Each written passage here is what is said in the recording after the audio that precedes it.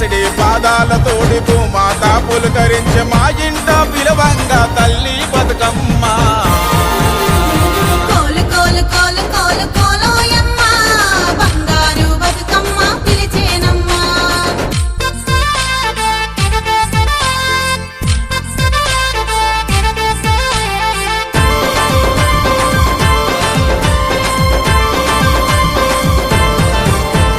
తంగేడు పువ్వుల్ల కోలు కోలు కోల్ తనువంతా నిలుపుకొని కోలు కోలు కోల్ గునుగు పువ్వుల్ల